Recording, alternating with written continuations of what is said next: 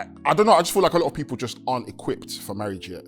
And they don't know what it takes to be married and what is needed for marriage. And it will shock them. Oh, it's not just my man buying me this bag and buying me this shoe and buying me this Ruby Room lipstick. I know that whatever I'm doing doing stuff to represent my siblings. When we had our firstborn, like it was like I feel like it became a contest of like who's the better parent.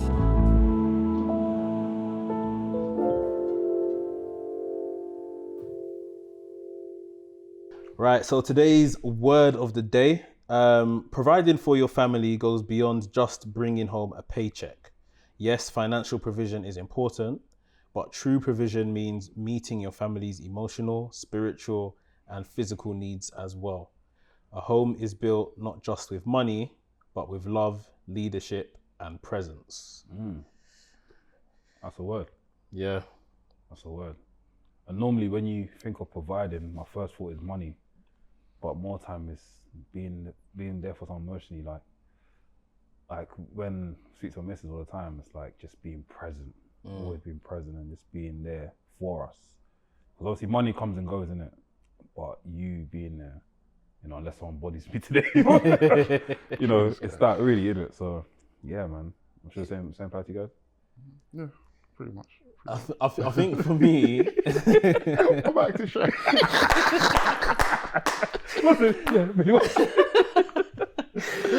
I think it's an ongoing conversation, even online, what this word provide really is. Yeah. Or, you know, when we're then getting to the money aspect of provide, who's doing what? Is it 50-50? Is it this? Is it that? So, but yeah, I think as we've come to know and grow and understand that, yeah, handing over money, it just isn't enough. Nothing, yeah, Like, it's not enough. It's not enough. Like a lot of, like you see on social media, a lot of people's like expectations in marriage or even just relationship is that my husband must pay for everything. My husband must, basically you're treating yourself as like my husband must give me a paycheck on top of my other paycheck just for me to survive. But then again, what about the kids? What about, you know, the upbringing of the house? What about the food shopping, the groceries?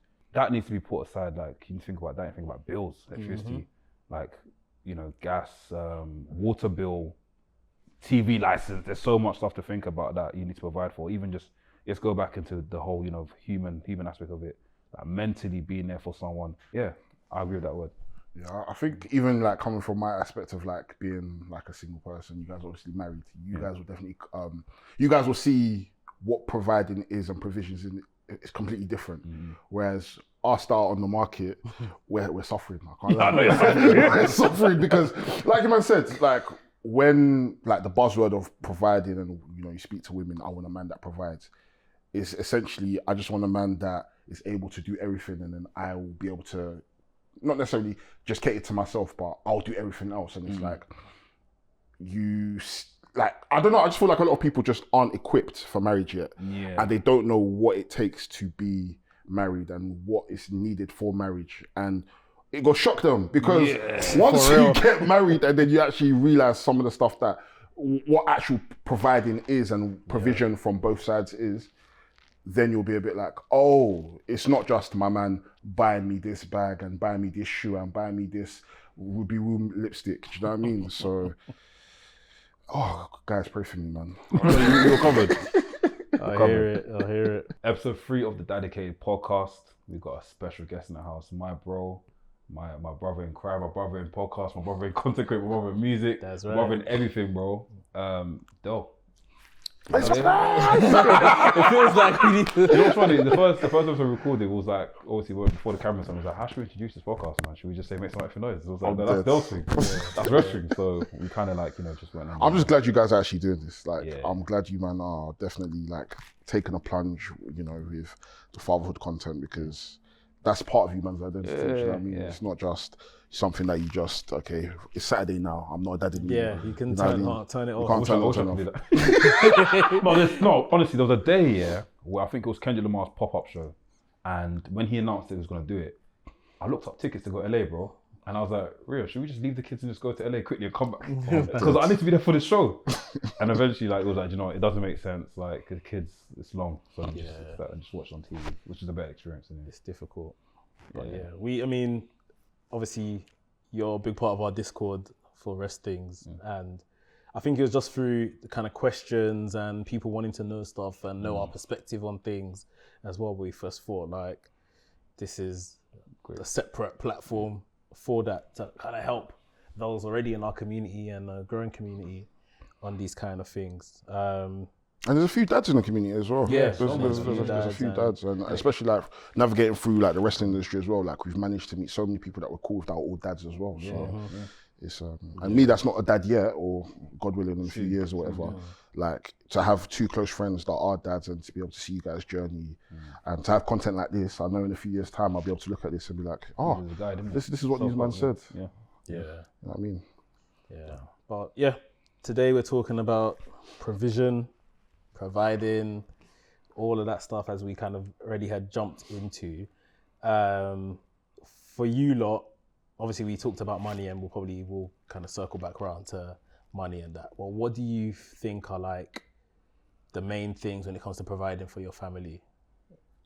I think it's just more a case of just like, keeping the lights on in the house. And I'm talking more of like emotionally and obviously physically. Lights on meaning like happiness in the house. When if me and my missus are arguing all the time or we're just not happy, we're not cool with each other, like it affects the kids. Obviously the kids won't clock it, but it will affect the kids. I'm just, making sure that I'm able to bring home something at the end of every single month, which is kind of hard sometimes because as a business owner, you have good months, you have bad months, you have days where it's like, get rid of this company. But, always have to, like we said in the first episode, like have faith in God that God's going to come through. Like the saying that, I think, like I said, Philip Anthony Mitchell said, he said, live like a child because you're a child of God and God will provide always. So like just having that in the thing. He even said something along the lines of like, obviously this might be a bit far-fetched, but he said, when you look outside, you see these pigeons or these birds. Did you think these birds worry about if they're gonna eat today? They know the food's gonna come. They're just gonna eat. Like, don't worry. Like, it's gonna happen. So, yeah, living like that, man. But just being there, trying to be there for the kids and the wife as well. So it's not easy. Though you're firstborn as well, isn't it? Yeah, firstborn. What's that like in terms of provision? Because I know like what my story was, but like you and having maybe that quote unquote stress on to help in the family. Like you would know, like being the firstborn is essentially being the second set of being a parent. Yeah, you're the dad. I mean, I'm the dad. Like, I remember when my youngest brother was born, big up to Nell. Like my mum would say, like, you're not allowed to call him Derek. He has to be big brother or uncle. Cool. My dad's like, doesn't make sense. Uncle. Yeah, like you have to call him because I've got cousins who their older siblings are like maybe 15 years old, 20 years older, and they call them big sis, big bro. But for me, it was just like I wanted to have that familiarity with him. It's like, I'm your big brother. You don't have to call me big brother. Call me by my name. You know what I mean? But yeah, it's just I know that whatever I'm doing stuff to represent my siblings. Provide, if they need bread, give them bread. If they need that emotional support, I'm there for them. It's basically being a parent, being a bank, being a disciplinarian, whatever the word is, being a therapist, because some of the emotional outlets that we weren't able to get from our parents, as you're kind of like going through the ranks of life and you're learning stuff, you're there trying to teach your siblings as well. Like if they're going through like some sort of like mental health stuff or whatever, you're always there for them. Like I remember when Cameron's at uni, I don't want to bait him up too much, but he would call me sometimes stressed. Like we'll be on the phone 2, 3, 4 hours and I'm just there just trying to console him and just chat to him and just let him know like, listen, this is just a part of life, and it either makes you or breaks you and you would just get on with it, do you know what I mean? Life's not easy, but at the end of the day, if you walk by faith and not by sight, stuff will happen. Yeah, for sure. Emotionally wise, you mentioned emotionally providing, being like someone that family members can lean on and stuff. Did you have that, both of you guys, like whether it be siblings or parents, that you can kind of go to with stuff and be open? No, it's weird because I'm second oldest, isn't it? Yeah. So there's certain things I could say to my brother out of respect. There's certain things I couldn't say to my brother, and there's certain things I could say to my brother. I could tell my brother I have a girlfriend, but I couldn't tell my older brother that I'm having sex with this girl and that girl. I think that's a bit too much. Yeah. Do you know what I mean? And my brother won't tell me that either. My brother won't tell me like it's just the relationship I had in it. But even my little brother now, like I think he's even gone down to my youngest brothers. My youngest brother can't come and tell me, oh, I'm having sex with this girl. Really? Yeah, it's weird. We've developed this relationship where it's like it's just that, and I wish it was the other way. But what if you're saying he can't? No, he can't, but he wouldn't. He wouldn't. Okay. He wouldn't come and tell me that. Or I wouldn't come and tell me, and I wish it was the other way. Because I look at Rhea and her sisters, and her sisters can be open with her. Mm. So it's weird. Like we don't have that sort of thing in it. But maybe it's just down to how we grew up. Like, you know, I looked to my older brothers, I looked to my brother like a second dad, like I said. And I couldn't, it's like me go to my dad, tell my dad, oh dad, I just had sex with another girl the other day. Like it doesn't, doesn't have that. But I don't know. I wish I had a relationship, like I said. I'm sure, obviously we lived with you for like, say a week. We saw how you and your brother's relationship was. Yeah. But I think me and my brother, like my brother has been very open, like this is who raised me sort of thing. Like, and again, like I thought my relationship with my dad was poor. My brother's was probably worse, especially when he decided I'm gonna go wholeheartedly into music and stuff like that. My brother left the house. He came and lived with me on the floor in uni because it's just like, if I'm not being supported here, like it's not good vibes, it's not good for your mental, like let me go where someone can support me sort of thing, innit? And this is, imagine, I think I was maybe working a part-time job at uni. We're here living together in one uni dorm off one ever little part-time wage I've got in it. Like, and it's not to paint the picture that my parents were just like against it. Of course, and again, we spoke about this. Your kids want you to go through a certain way of doing things. Like you can do music as long as you continue going to school and, you know, doing well in school, whatever the case is. But yeah, I think sometimes you just don't feel that support. You want to go where you feel supported, innit? So yeah, we're very close in that aspect. But same like you're saying, I don't think I've got anywhere that I could have ran to and kind of someone I could have confided in as a young person, other than my siblings, which I don't think I ever did. And maybe friends probably more so than my siblings. But definitely not my parents. Yeah, man. I don't remember much having, and my mum, not to say for lack of trying, my mum would have tried to drag stuff out of me and, you know, just be open, be honest, and nothing's gonna happen, just speak sort of thing. It's a trick. Literally, like, but yeah, I don't think your dad just like, it's crack on, you know, the old adage of be a man, get on with it sort of thing, innit? So, yeah, I don't know. That be a man saying is, can't lie. It hits, man. It hits you differently, man. And it's weird because it's like, be a man, but also I'm also a human being, bro. Like I've got emotions, bro. Yeah. So how can I be a man when life is come crashing down and you know it's hard, man. It's a weird saying. Did you guys ever find yourself repeating certain things from your parents, like to your younger siblings? So like the whole be a man stuff. So I think, what was it I done? So there was a saying I said to my little brothers, and I kind of feel guilty for saying it, but at the same time I was also trying to, when things got right and, you know, after a while I was like, you know, that's not a good way to say it. I always say to him, like, sometimes you need to make your reality and your dreams have to make sense. So for example, if you want to get to like, if you wanted to do boxing or whatnot, and you want to pay for classes and pay for stuff, but you have to find another means of making money just to support that dream. Yeah. And I don't know if that's the wrong thing to say to them at the time, but I said it to them, and obviously things obviously worked out for them. But I don't know if I'll say it to my kids.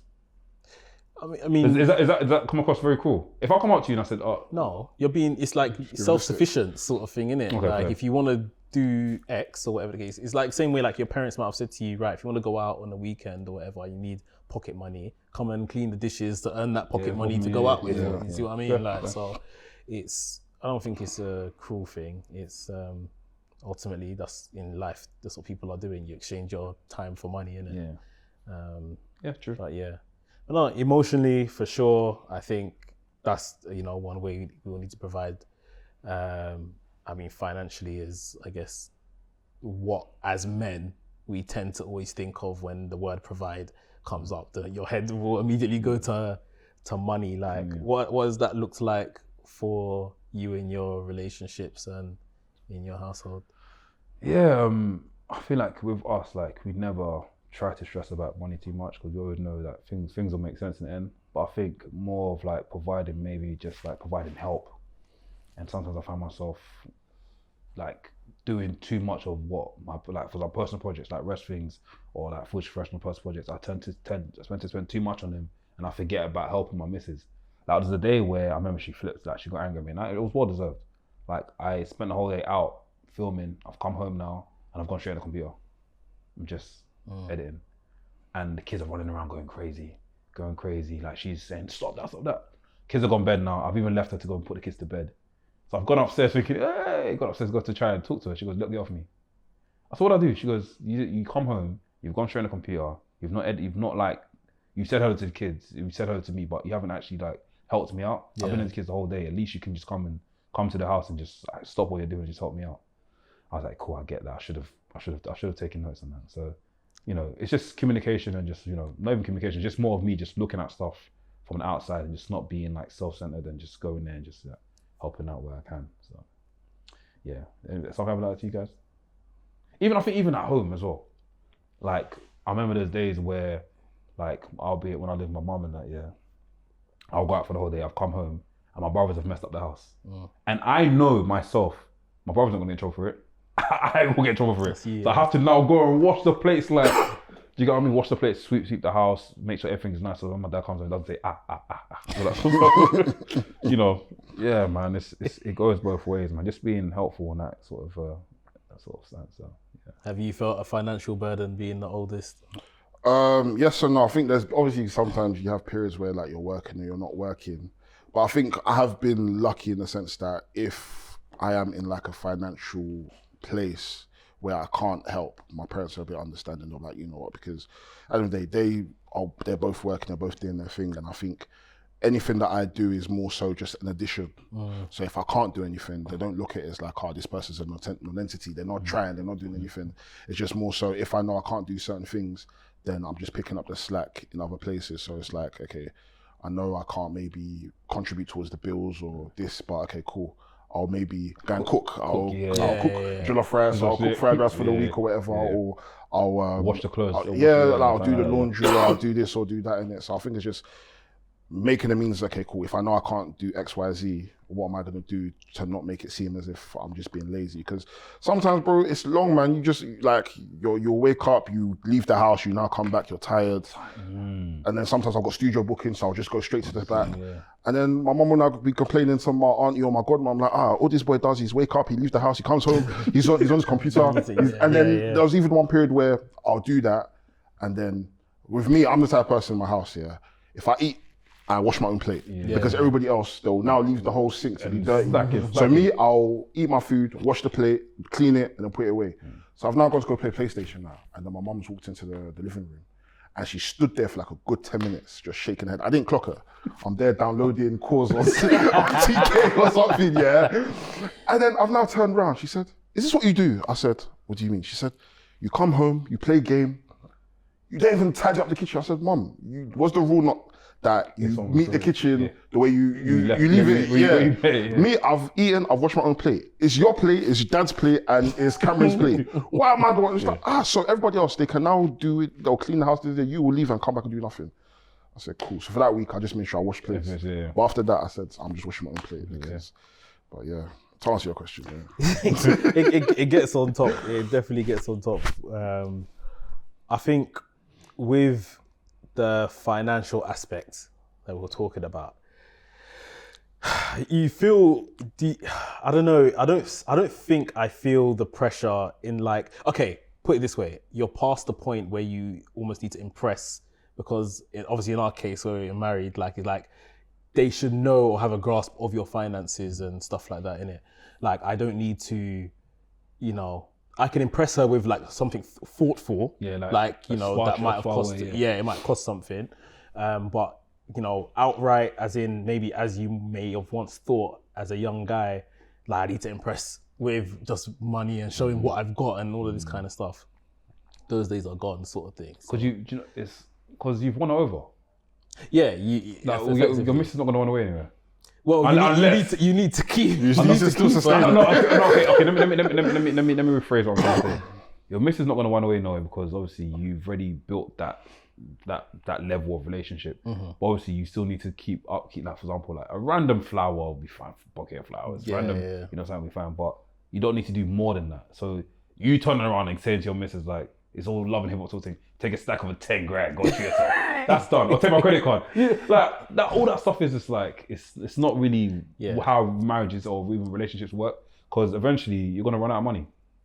And that's even a small percentage of people that actually do that. It's not everybody that does it. So that's why it's like, when you're out in the jungle and the girls that you're dating, this is what they want. It's like, madam, cut according to your cloth, because you yourself, your friends are not doing this, your friends are not getting this. Of course, maybe one or two of them are probably dating scammers and they're able to get that type of treatment. But for the most part, most people aren't going like through life like this. So, I don't know, man. So how do you even like react to that? So for example, say if you're, so another thing I saw online is like some girl put like a thread of like a Hinge relationship online, and she said how like, when I go on dates, this is how I'd want people to do it. When I go on dates, the guy has to pay for my Uber, the guy has to pay for my meal. Like, how does that, like, how do you even react to that? Because obviously there's something called broke shame. People say you're broke shaming, but I don't believe anyone's broke. I believe that people are just going through different types of blessings at that moment. How do you even react to that? Like, how would you even say to that? I really don't know. And I say that because I've met my missus at a time when we were at uni. Like, unless you were a drug dealer, a scammer, or this or that, like, everyone was at the same level sort of thing, you know? You might have been lucky enough to have a job or something like that whilst you're going through uni. So it's like these things that you hear these hoops that people are jumping through now to impress one another. I've never really had to experience it. I've never had to play these games, ultimately I'll call it that, because it feels like a lot of them are games and testing the strength of someone's pocket or whatever the case it may be. It's generally Squid Game. I can imagine, I can imagine, like, I've met someone at a time where, you know, one of our first quote unquote dates or just times we linked up, we went to McDonald's. Like, I can't imagine like someone saying now, me and my boyfriend, our first meeting was in McDonald's or something, and it's okay. They will crucify you. Yeah. What do you mean he took you to McDonald's? He's trying to say you're worthless. Brokey. You're facing plaster across the line, bro. Even pictures that you've never seen of you sleeping. Yeah, but it's literally, it's like one of the first places me and Rosie like just went out to and just got something to eat, and then I think she went to uni or whatever that day or whatever. It was like a lunch break or something, I don't know. That is cute. But you can't even dream of that nowadays. So like the kids nowadays, they know what a Nobu is, they know what a Hakkasan is, they know what a sexy fish is now. Like, and I don't know where they're getting the money from, but they're taking people there on first dates. Like, so Nando's was even on first dates back in the day. Nando's. Yeah, I remember Nando's. I don't think you can run a Nando's. My first date real was at Nando's, and I left like 30 minutes after the so as soon as I finished, I left. I didn't. I had to leave because I had all night service, crossover service. I remember you told me this. She was so vexed at me, but she wanted to break up with me on that day, and I left. And I was like, "What?" She goes, "Why are you leaving?" I was like, "I need to go to church." This time that I was like, I was like, I didn't play in church. I did not play in church. Like anything that comes to me, my God, I'll kick you out. Obviously, I'm the same. Like, I'm the same now. I've still got the same thing, but obviously, like, I got other things. Hunger was. Hunger was. Well, I was on that. But I remember my first when I went to college. When I was in sixth form, my first day, I was preaching in sixth form. Like, I was legit going to people and telling people like, this is not the way to live. This could be Pastor Lloyd. Ask anyone that was talking. This could be Pastor Lloyd, bro. I used to preach to people all the time. Say, yo, shouldn't be living a life like that, blah, blah, this, I'm not on that, I'm not on this, and Guys, find people that like you for you, man. I genuinely. Like, once you, like, especially like navigating through like dating and stuff like that, like some of my favorite dates have been dates where it has nothing to do with Novikov, it has nothing to do with spending £150. It's generally me and the person are having fun and we're getting to know each other. Do you know what I mean? And I feel like there's too much pressure on having to try and do the utmost to impress the woman and take her to, and the thing is, it's like if you start off here, spend the $250. That's the problem. Then what's the next one? Private jet. you have to stay there, sort of thing. Yeah, and it's just like I even like after my last relationship, that's when I said to myself, I can't do all of this. Like I'll go to a house wearing Margiela crepe, and she said to me like, "Why are you doing this? This is unnecessary. Like, why are you coming to my crib in Margiela?" Like and I said to her, you know what, you're actually right. Like generally, if you're a good person, you impress the person regardless, and you'll find the person you need to be with. Like, there's no, for me, it's like, I don't care. If a girl says to me, like, I know the type of dates I want to go on in it. I want to do something fun. So if a girl says to me, oh, I only like dinner dates, or I like dates so I can dress up, I know she's not for me, because for me, I feel like that's something you can do later on. You know what I mean? But if it's for first dates, no, I'm good. It's an onlineism. All of these things that are just going into people's heads because they think this is what they're seeing, so it must be real life. When we all, in the same breath, know that online isn't, reality. It's not. Social media has really affected how relationships move, and how even 100%. like it's even okay. Social media, you got reality TV. Those two things like really have like affected the way we people take relationships nowadays. Like even just a common thing, like you see a man with a lot of money, or you see someone with no money, and you try to like compare what a man is, and he's now ugly to you. Obviously, it's always been there before, but it's on another level now. People can now do, Yelp on you.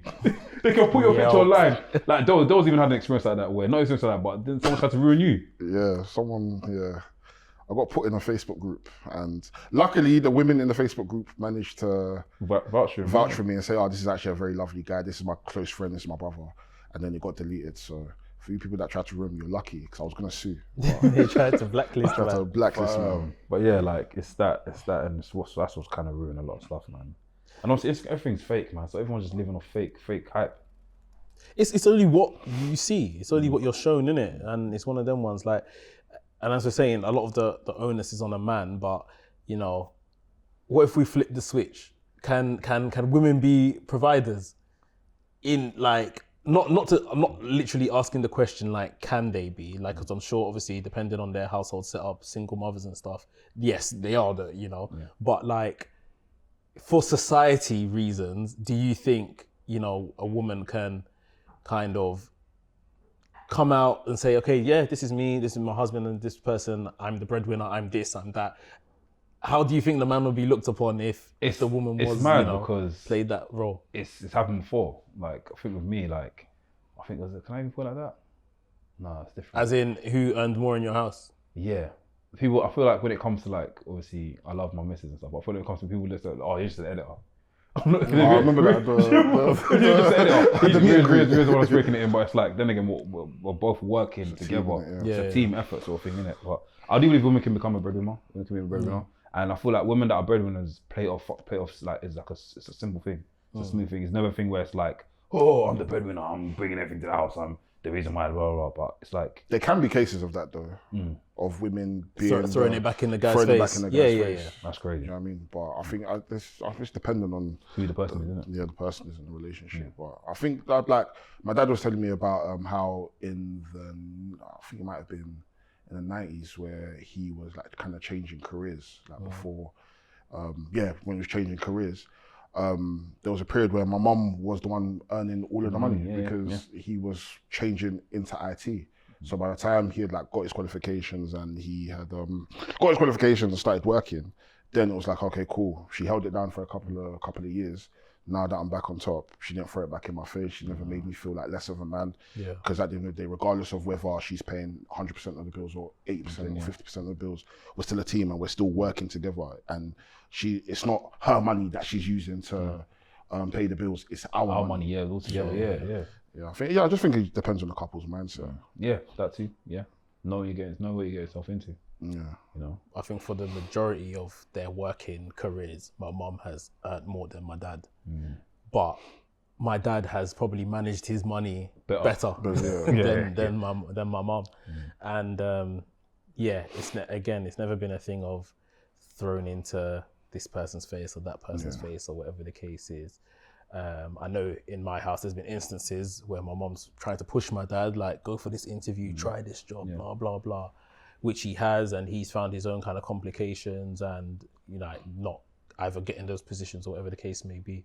But, you're a team, like you're saying, this is our finances, this is what we're supposed to be doing together. I don't know, like even in like thinking back to my relationship, when I come out of uni, like I think I said before in a previous episode, I was working in retail. Rosie had her post-uni job, and I don't think the pay was great, but for I guess that next year, 8-9 months or so, she was earning more than me. And I don't know if you guys ever felt been in that situation, but it didn't make me feel any way other than great, good for her. Yeah. But I now need to motivate. yeah, I need to now stand up and Yeah, for sure. do my thing, sort of thing, which came to pass. But like, yeah, for some guys, I don't know if you've ever been in that situation. How has it made you feel? Because even in the house now, like my missus earns more than me, and obviously because it's early days, like being someone that's like in control of your own business is different. Like peaks and troughs all the time. Yeah. And you know, we just look at a thing where it's like when we get paid, we just try and put our money together, see what needs to be paid for, and just move on with life, really, man. So it's been like that for a while, and we never feel away about it. We all love each other and just support. So Yeah. You want to get to a point where I do want to get to a point where I'm like, bun it. No, because there was a time where me and my business partner, we secured a big job. This is before we went to business. It's called a big job. Like when I mean, like it was like double digits, like thousands. And after the job finished, I got paid, and I was like, you know what? I want to treat everyone in the house because she was still on maternity leave. Yeah. And she was coming to a point where they stopped paying your maternity leave. So I was like, you know what, Barney, I'm taking everyone on holidays. So I booked holidays to Jamaica. I've booked everyone to Jamaica. I was like, let's do it, man. Let's go to Jamaica. And I felt good. I was like, yeah, man, this is what life is about, man. After a while, things started coming out. Before I knew it, by half of the year, money gone. Yeah. So I had to reset myself and, get back into things. And obviously she went back to work, like, more money than me again. And so, yeah, man, it's just, peaks and troughs as well. Just, it's what life's about, man. Yeah. That's about. You can't let our egos get in the way. Nah, man, this is married. My mom told me that, man. When you get married, bro, all this ego stuff, all this I'm better than you, you're this, you're that, it goes out the window, man. It's done, literally done. Like you're here to support each other, your team, bro. Like if you live like that, you'll damage your relationship. Yeah. Imagine telling your missus, I'm not better than you. Like what the hell? And it's mad when you hear like people are having that conversation in their house, crazy. Sort of thing, or get out of my house. I own this. Nah, you own man. that. It's mad to think that all of a sudden you can find yourself in a relationship and you start claiming property in the house, and That's my mug. Talking to each other rough just because who brings home more money or whatever. I think there was a situation where I think I heard on the Joe Budden podcast. I think it was Dre Michelle. She basically was dating a basketball player, and the basketball player bought a house, and they were living in a house together. So she redesigned the whole house, like from painting to architecture, whatever. And they broke up the relationship. They broke up now, and the guy was asking back for the house. She goes, "I'm not leaving from this house because I decorated it." Yeah. What do you guys think about that?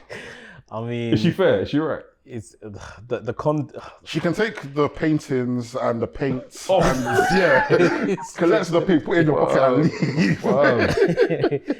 I mean, ultimately, if her name's not on the property, it's not her. it's not her house. Yeah. Like and that's I'm sure how the courts and everyone will see it as. But I mean, of course, you don't pray anyone ever gets to a situation where they have to start dividing properties and this, that, and the other, like Paint. paint. But yeah, it's a sticky situation when I guess you center your relationships around finance and money, as opposed to all these other things that we're talking about, and being emotionally there, present for your wife, your girlfriend, your kids, your siblings, whatever it may be. Like money comes and goes, isn't it? Yeah. Like so. Yeah, it's a difficult place. To be in. In terms of like outside of the financials of it all, like how would you say is the best ways to confidently lead as a man, lead in a relationship and stuff like that, and not just with your wallet? I think spiritually, always making God the center of stuff. When things are going wrong, pray to God. When things are going good, pray to God. When things are like, just a normal day, pray to God. And when I mean pray to God, I mean pray with your family. So like there's times where like something will happen and we just have to pray. Just pray to God and just hope that things, come out good on the other side. So I mean, that's one. Two, being like, like making the decision, but also like, allowing, like, not saying I'm trying to be a tyrant, but democracy in the house. So like, if I say something, what do you think, babe? What do you think? And we'll come to a decision. We go like that. There's certain households, I'm sure people will be like, I'm the father, I'll say what goes. Yeah. No, it needs to be a full, discourse of like a government, house government, innit? Also just like, trying to like better yourself. I reckon just better yourself in all aspects, man. Like I said in the first episode, we're all humans, we all make mistakes, but it's down to us to use that mistake and turn that into like a lesson and just, not try and do that again. So yeah. So anything? To piggyback off most of the stuff he said, I think there's like a level of reassurance you need to have as well, to just be able to reassure your partner, reassure your family, like, I'm here, whatever you need, whatever I can do, whatever I can provide, I will do that. And then also being able to receive the reassurance as well, because I feel like sometimes as men, we have so much load on our back. That's the first pause of this podcast. I try to be. You have so much like load on your back. Sometimes you feel like you're doing stuff by yourself, innit? Like sometimes I see sometimes I'll see my dad and I'm like, I know this guy's stressed. Yeah. But he doesn't want to talk to anyone about it. He wants to keep it to himself, innit? And I feel like that's where our generation will kind of like change, because we will know that, if we're going through stuff, we'll be able to say to our wife like, listen, I'm going through this is what I need. And yeah, so I think, reassurance is definitely something. Yeah. I think definitely on that point, being like a good leader is also being able to talk about when things aren't going to plan. Yeah. Being transparent. And we have to reevaluate whatever's going wrong, come out with a new plan. I liked your point of kind of democracy, like government. Everyone's got to talk about it, sort of thing. As opposed to one person just making the decision that in most cases probably just works for them, as opposed to everybody. Also being accountable as well, being able to just be accountable and be able to like listen. Because I feel like sometimes as men we can be a bit like defensive and not necessarily narcissistic, but it's like maybe your partner will have this complaint about you, but in your head, why are you complaining? Like, it's not out of spite, it's not me trying to be a rude person, but sometimes you just have to listen and just take it in and just understand that even them complaining isn't from a place of being malicious. It's just them expressing how they feel because they love you and they want you to be able to move forward and do better. So, Anarfi, would you say being defensive is something that you've gone through? Or there was one day where there was one period of time where I was bare defensive, and I think when we had our firstborn, I feel like it became a contest of like who's the better parent. Okay. Like, you know more than me, and after we started to get defensive, so I was like, well, why are we doing this? Like, we don't know nothing, I don't know nothing, we're learning together. Let's just use our brains and come together. So I don't know, I don't feel like I've never been as defensive. You guys probably know, like if someone's arguing or something, I kind of just back off. That's definitely, I just like, whatever, have it, bro. Like, have it, bro. But there's sometimes where I'm like, let's just do it for fun. Let's just do it for fun, innit?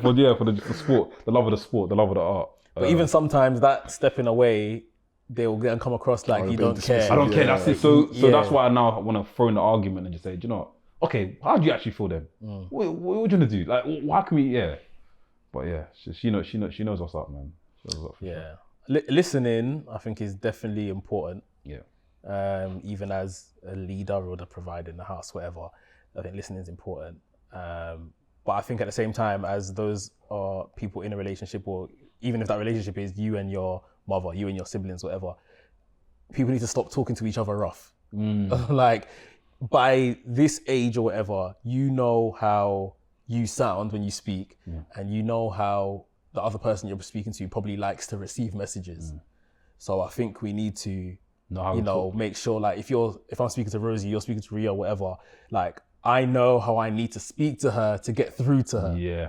Me speaking to her how I'm emotionally driven right now, it ain't gonna work. It's not gonna work. Don't talk to me like that. Exactly it. Don't talk to me like that. So it's, I guess, being respectful, respecting how they want to take on information, and making sure that when that message does, leave your lips, that you're gonna be, it's coming across well. Coming across well to them, sort of thing, as opposed to it just sounds like you're chatting shit, chatting wax, and just getting at them, sort of thing. Anything else around leadership and that? Nah, man. I just feel like, as men, we just need to be a bit more vocal, speak about our stuff to our boys, and you know, it's always nice for you to go through something and just come out and just say, you know, guys, I went through this, man. How can we better ourselves? Like, you know. How do you guys plan on teaching your sons about, you know, being leaders? I tell him this all the time. I said to him, bro, I said, don't let anyone, I said to him in school, like, you're a boss. Remember you're a boss. And Rio goes, don't tell him that. I was like, no. I tell him, you're a boss, bro. Don't let anyone, like, don't follow anyone. You're the leader, bro. Let people follow after you. If someone's been bad at school, don't follow that. You follow your own example and you do your own thing. Let you set the example for everyone in the class rather than them setting the example for you to follow. Like, even in school, like, I just see him, like, if I go into school and I heard that, oh, he's been bad today, I was like, oh, who were you bad with? Yeah. Was it yourself or was it with your classmate? I was myself. Don't do that. You're not a class clown. You're a boss. Simple as. Yeah, I think I definitely started being more vigilant and putting that on my son when my daughter came. Because now you're an older brother. Yeah. And now whatever you do, she's going to follow. Yeah. And more I can see that now. Like if he just makes an outburst noise like a duck quack or something like that, she'll follow. Like, and that's a simplistic example, but you know, it works. It'll go to other stuff as well, you know? So I tell him now, like, you have to set that example sort of thing without trying to as well remove his childhood and the pressure that I felt being a firstborn. But at the same time, just like, yeah, you're a leader. Like if you want to go and read your book, take your sister with you and read to your sister and all of that kind of stuff. Like the fun things he likes doing and just lead by example. But yeah, it's difficult because like I say, it's just trying to find that line of, I'm not trying to remove all the fun out of everything, but at the same time, you know, don't go and be follow and go and get yourself in trouble with some nonsense happening in school. I think in school he's still pretty much like a lone ranger. He has a couple friends here or there, but teachers always say like he tends to just crack on with stuff himself, sort of thing. Like, but yeah, that's the next hurdle to jump over. Making sure if they're going to follow, they're following the right things. And it's gonna get harder when they hit 20s, bro. I'm not saying 10s. Before 20s, 10s. Once you get to secondary school, you lose yourself. I lost myself. I found myself again. Yeah. I lost myself. That's it. And I entered school, bro. I told you guys, I used to walk around school with a backpack of wrestling toys. And I thought it would be that. I thought I can go to school and show my wrestling toys, people would be happy. Bro, that got finished. As soon as I started to like send music to people from Sony Ericsson, I said, fuck my wrestling toys. I leave it at home, man. The minute I entered MSN, that's when I knew this. It's a whole new world. It's different. Get the webcam, get the mic, get everything. Yeah. And it's. I guess we're gonna yet to see what that looks like for the next generation. AI's coming soon. Like, AI's coming soon. So AI. I mean, TikTok. My brother is 15, and all him and his friends know how to do is go on Xbox, PlayStation party and send TikTok. So even a lot of the times I try to monitor a lot of the stuff that he's like, because he reposts a lot on TikTok. So sometimes I'll be chilling with him, I'll just like be scrolling through just to kind of see what his FYP is, innit? Luckily it's calm, it's nothing too crazy. But he's a good kid, innit? He's got like a good sense of humor. He's got his head screwed on, man. He's got his head screwed on. And he's proper into like, he loves wrestling. Like that's wrestling, gaming and athletics. That's his thing. Love that, man. So, love that. No, that's calm, man. But yeah, I think that wraps up episode 3, another man. episode. Guys, write in the comments, about everything around providing. What does providing look like to you and your family and your relationship, and stuff other than money. Because we know the money stuff is going to be there. Bring us something else. As per, we'll try and read out some of those best comments on the next episode. But yeah, man. Del, thanks for coming through, bro. Appreciate you guys, man. You guys make sure you support my brothers, man. Make sure you support them. Like it, comment, subscribe. Del makes banging music as well, man. Great musician as well. You try, make beats as well. I don't really produce anymore. I can't be honest, man. I don't really like producing anymore. But rapping, singing, I'm alright. Tokyo Dome. Come on, man. What were they a couple weeks ago? I don't even know where they were. San Diego, music's about, couple million streams. It's alright, man. That's alright, man. That's it, man.